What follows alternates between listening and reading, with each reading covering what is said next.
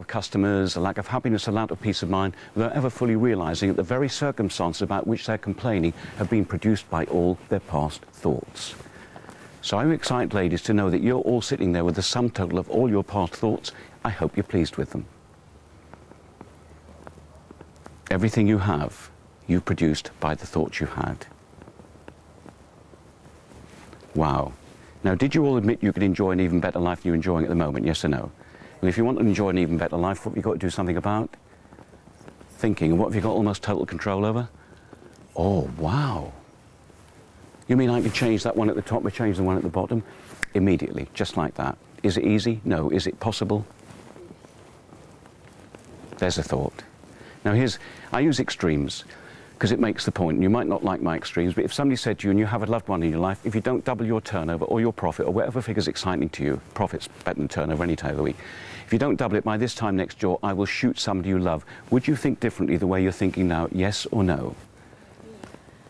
Now, I'm not saying you should operate out of fear motivation, but boy, it gets you going, do you agree? Now, here's a thought. You just admitted you think differently, didn't you? So why don't you?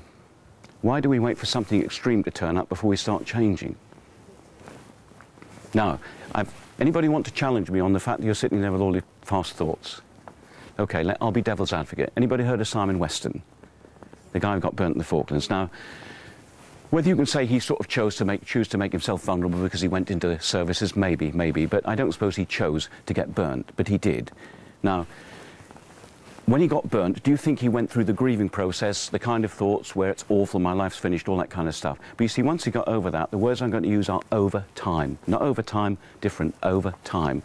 He was able to reframe his thoughts about what had happened, but more importantly, the future, which meant over time, Simon Weston had different emotions, which meant over time, his behaviour changed, which meant he'd formed new habits, didn't he? And do you think he's enjoying an entirely different life now from what he would have suffered had he stayed bitter about the event? So do I have any agreement or not that it ain't what happens to you guys, it's the way you process what happens to you? Have we all had disasters either in family or business over the years? Do I have any agreement it's not those disasters, the way you respond to them? So let me repeat, bearing in mind that your stuff happens that we don't choose, your and my life is a result of all our past thoughts. So I have a challenge for you now. If that's true, when did you last think about the way you think? Because what you think about isn't nearly as important as the way you think about what you think about. I'm not Donald Rumsfeld. So let's think about that. What you think about isn't as important as the way you think about what you think about. Now, would you please put your hand up if you're incredibly excited about giving a 60-minute talk in front of other people? Put your hand up if you find it a little bit sort of trepidatious. Okay, right. Now, do you agree that there's the same subject there with two different ways of thinking about it? And is it possibly the case, unless you change the way you think about it, you're not going to do a great job? Now, I was nervous this morning. I've given hundreds and hundreds of hundreds over 24 years in God knows how many countries this kind of stuff. Am I nervous every time? Yes. What I'm trying to do is get the butterflies in formation. And somebody said to me very early on when I was saying how nervous I was, I said, look, forgive me, my friend said to me, look, Richard, that's quite self-centered being nervous, isn't it? Why? He said, well, shouldn't you care about the audience and what they're going to get out of it more than you should your own nerves? I thought, what a great way of looking at it. Now, do you all agree that the business you have could help other people in a big way? Yes or no? Okay, don't you have a duty to tell them about it? Why would you want to go to somebody else who wouldn't do such a good job as you? And do you agree if you start to reframe it like that, doesn't it put a different context around it and you might just get a bit excited about doing it? Wow.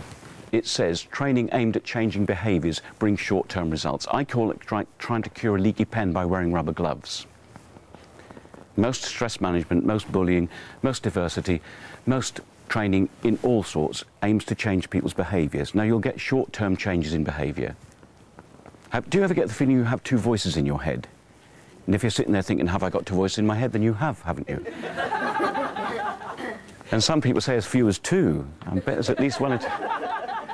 And one voice says, I'm giving up smoking. The other one voice says, no, you tried that 5 times already. One voice says, I'm giving up chocolate. The other voice says, I don't think so. And one voice says, I'm going jogging every morning for 20 minutes. The other says, not when it rains, you won't. Now, do you agree we have this eternal fight? And changing behaviour too often is using willpower. And willpower is what gets people down the gym in January. Are you with me? Willpower is trying to make yourself do stuff, and the brain doesn't like being made to do stuff, and particularly giving up stuff. Do you get really excited when you tell yourself you're going to give something up? No. And a woman gave me a great example of how willpower works. She said, get an elastic band about that size, unstretched, then spend an entire working day doing that and keeping it out there.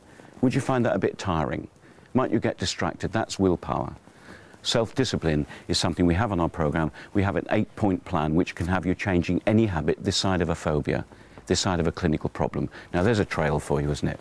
So if you want more of that stuff, change anything in your life, there's an 8-point plan. But please stop making yourself do stuff. That's what most training is.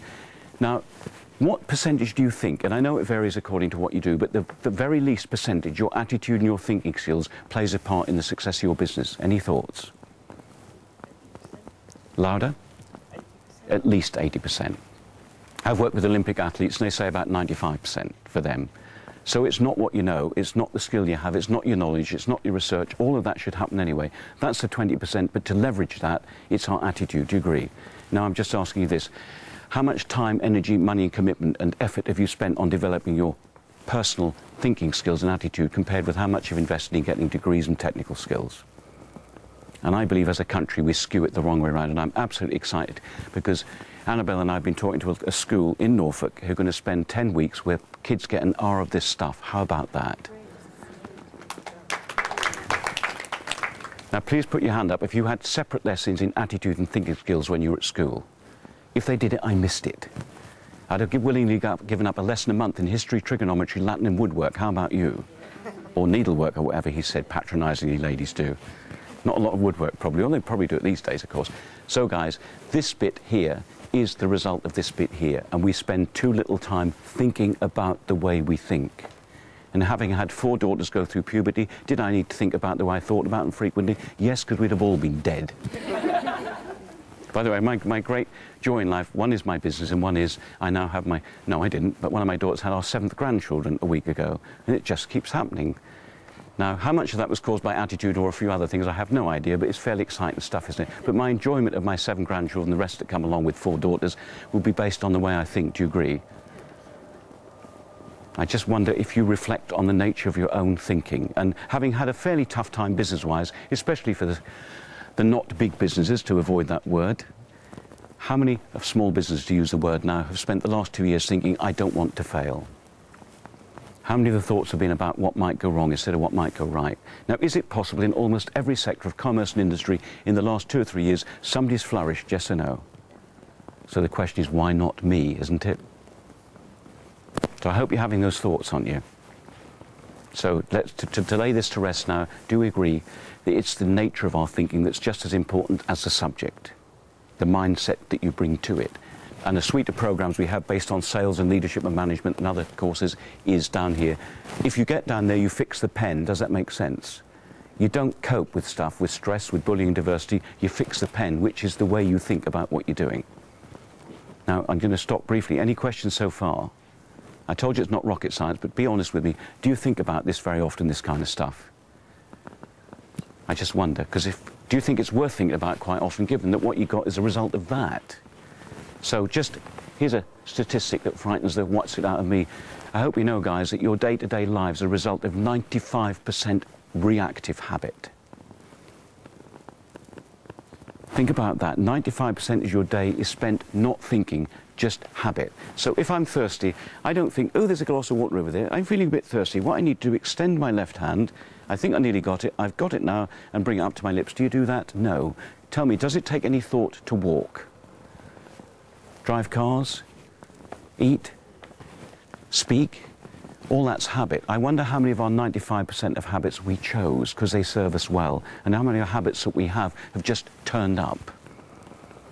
And do you agree, bad habits are easy to form and difficult to live with? Have you found that bad habits just turn up? I've just got another one, where'd that come from? And good habits are difficult to form and easy to live with, but what do good habits take a lot more of on that continuum? Thinking. So, if we turn those 95% or close to it, habits that we consciously chose, what kind of life could we have? What kind of business could we have? Instead of just having an habitual reaction to stuff. And is it true we often have habitual reactions to stuff? So maybe after today,